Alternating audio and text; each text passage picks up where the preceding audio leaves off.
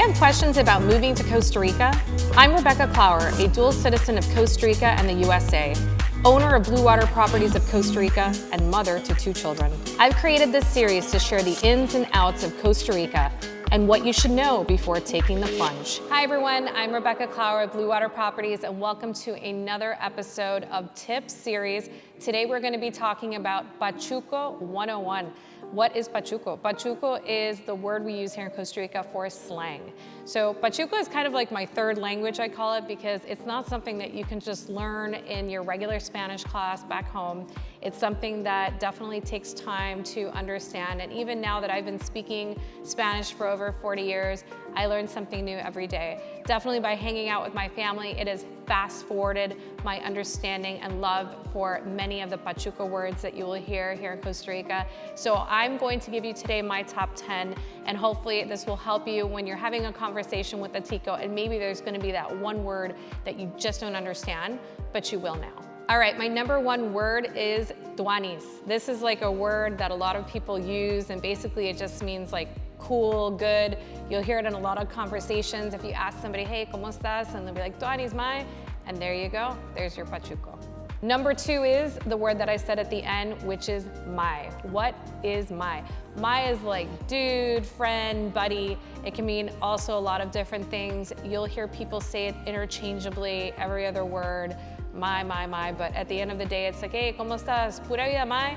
And that's how you would use it in a sense. Number 3 is compita. Compita or compa is a friend. You'll hear people say that a lot too.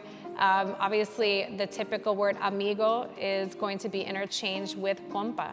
So definitely keep that, for your next conversation with someone that you are friendly with. All right, number 4, I like it's more of a phrase than just a word, but ¿qué es la vara?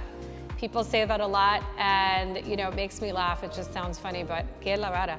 So it's just basically, hey, what's the deal? So that's something too, an expression that you'll hear quite often here. So now you know that phrase, so next time you're talking to a friend, you'll know exactly what to say. This is another one of my favorites, furries. You ever hear furries? Yeah. So furries is another word, one of my favorites. It's kind of a funny word that basically means terrible, horrible. You'll have people say, ay, Mike, que furries. So when you hear that, you'll understand what they're saying. It's a funny word, but now you know what it means. Another one phrase that I love is al chile. Al chile is basically another phrase that you'll hear a lot here when somebody says, hey, al chile means like seriously, really. So that's another common phrase that you'll hear here in Costa Rica. All right, everything here is always like, hold on a second. In this particular case, we would use un toque, just a second. It's kind of like goes with the mañana culture, but I love un toque. You'd be like, hey, I'm coming, and you'd be like, un toque, dame un toque. I'll be right there.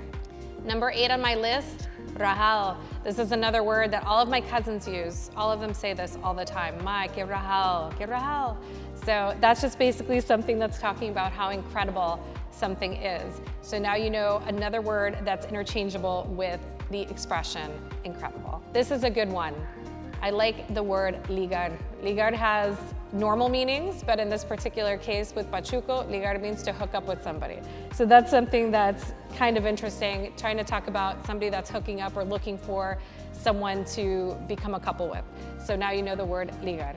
And ending our Pachuco 101 talk is zarpe, which I think is appropriate to go at the end. Zarpe, spelled Z-A-R-P-E, means last call for alcohol. So if you are at a bar or a cantina, you will definitely say, hey, if it's time to go, and they'll say, zarpe, one more, last call. Keep in mind that learning Pachuco is not an overnight process. It's gonna take a while, and I definitely suggest learning proper Spanish first, and then little by little, you can learn Pachuco to feel as Tico as you possibly can. I definitely hope you liked this video talking about Pachuco 101. Be sure to give us a like, and definitely be sure to subscribe to our YouTube channel. Pura vida.